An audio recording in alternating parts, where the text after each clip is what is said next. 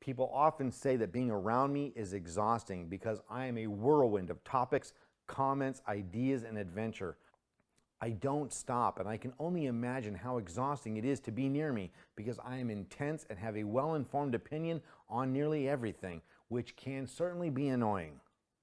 My addictive personality makes me either all in or all out. I'm either passionate about something or completely indifferent.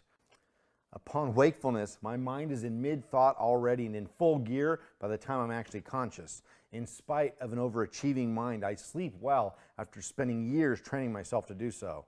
I was awkward and insecure as a child and yearned for the ability to be athletic and cool like other kids. I didn't want friends that were girls, I wanted girlfriends.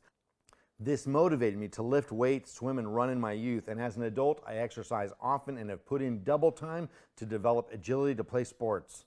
I've been a 4-0 tennis player, scuba dived some of the most challenging dives in the Western Hemisphere, skydived twice, I ski, motorcycle, drive fast cars, and have backpacked the Sierras. I never see myself as an extreme sports enthusiast, but there is certainly evidence that I thrive on stuff many people find so-called dangerous. I'm not attracted to the danger of things. I just crave things that take me outside the normal parameters of life. I'm just easily bored, and my addictive nature requires me to seek and experience more. As an addictive personality, I'm always seeking experiences that are exceptional and can affect me. I'm health conscious, but not obsessed. I keep my weight down, work out regularly, and eat very well as a strict vegetarian since 2004. I struggle to get along with conventional culture. I prefer to limit my interaction with a materially conscious society. Yet I love sports, especially baseball and tennis.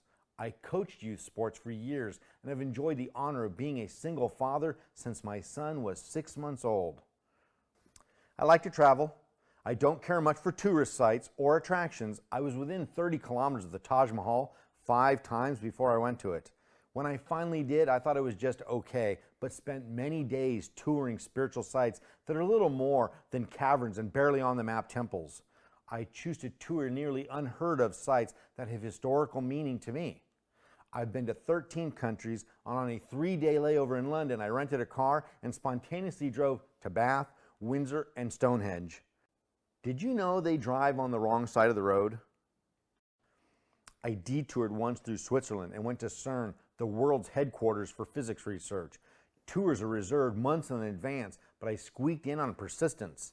This was after my Albert Day, a visit to the Einstein Museum in Bern, and the Hoffman Bicycle Day route in Basel. And the Swiss drive on the right side of the road. My son and I were visiting Germany the night they won the World Cup in 2014, and we drove an Audi coupe through the Black Forest the following day. I sailed past the Rock of Gibraltar en route to a scuba dive and then toured through Morocco. I've traveled to India 5 times and walked into Nepal on foot. I watched the sun rise over the Annapurna of the Himalayas and then took a scenic flight over Everest to Kathmandu.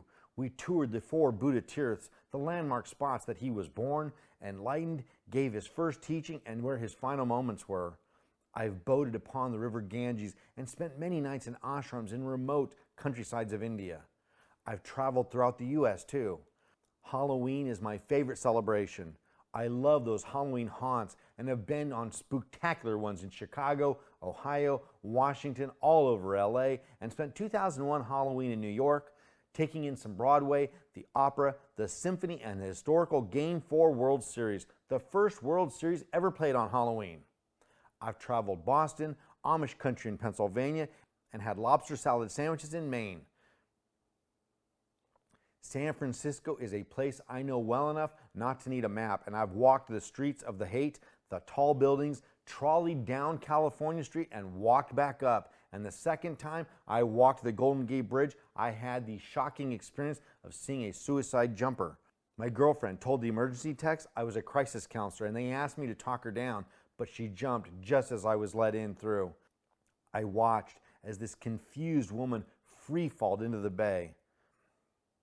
I was born in Ohio, spent early childhood near Sedona in Prescott, Arizona, pre-teens near the California Bay Area in San Jose, and my teen years through my 40s in Los Angeles, in various areas, from Newport Beach to Van Nuys, and spent a hiccup in Las Vegas for about a year in my 20s. I must be part gypsy because I have relocated to entirely new areas on a virtual whim. I've always had a curious and rogue nature. Like many kids, I started with pot when I was 13 and was something of a psychonaut explorer of consciousness with a lot of psychedelics through my late teens and in through my 20s. I never felt I was just getting loaded. I was trying to unravel the mysteries of life and, like a shaman, often used psychotropics as a medium. Alcohol was a routine part of my existence too, of course. And then I started using IV drugs when I was 17. My conscious expanding exploration got stupid, excessive, and devolved into just doing dope. I shot up methamphetamine for over 12 years, and my high school friends became a sinister group of drug addicts in Los Angeles. This was a criminal society of counterfeiters and dope fiends, most of which are either dead or in and out of prison to this day. My criminal friends were notorious and organized.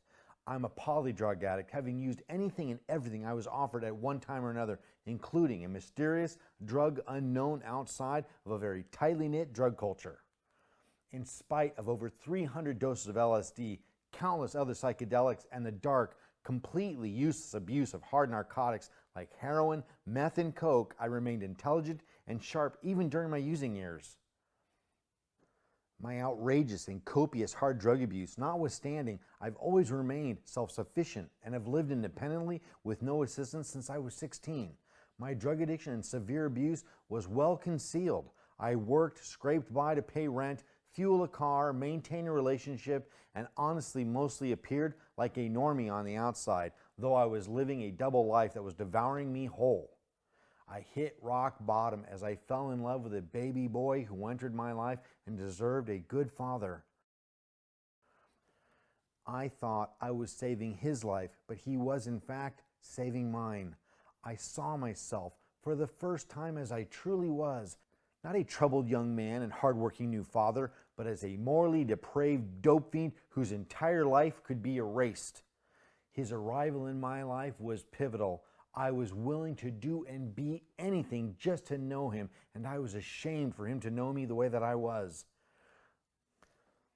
These and many other events through my late 20s are chronicled in my first memoir, A Stone's Throw. It is a clever and darkly humorous memoir with powerful insight. A Stone's Throw has won several awards and is an evocative journey to experience that rearranges how people see themselves and the world they live in. It's a lot of fun too. I got clean completely and 100% on my own in 1994 and have had just 2 relapses.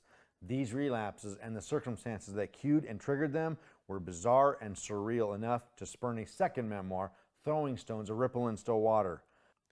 My second memoir is in the pre-writing stages and chronicles mystical forces moving through my life once again. My triumphant will that permanently changed custody laws in California Superior Court, fulfilling spiritual destiny, finding true love, and my resurrection and recovery from actual death in 2013. I love music that is inventive and sincere. I don't care what genre it is as long as it's sincere and creative. I've been to the opera, seen symphonies in Florence and Venice, Los Angeles and New York, been to Broadway performances, and go to great lengths to hear my favorite music artists perform live. I've had the privilege of seeing some of the best performances in music, and these artists have all contributed to my own creative expressions.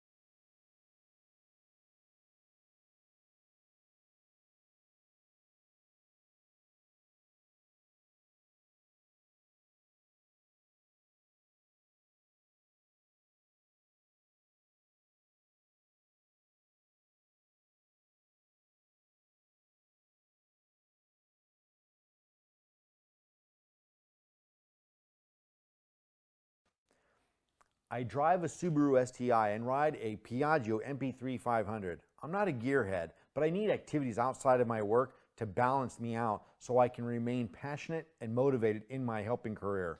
The responsibility of helping people through crisis and self-improvement can be burdensome, and walking, hiking, tennis, working out, driving my STI, and riding my MP3 500 are therapeutic for me, as they all require a focus that breaks from the intensity of my work.